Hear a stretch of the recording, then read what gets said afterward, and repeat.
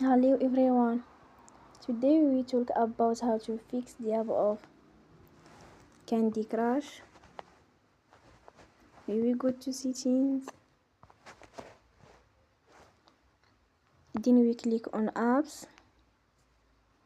After that you will search the app Candy Crush and you will click. Then you will on for stop. After that you will go to storage. Then we click on clear cache. In the end, you will turn your phone and you will recharge your phone again.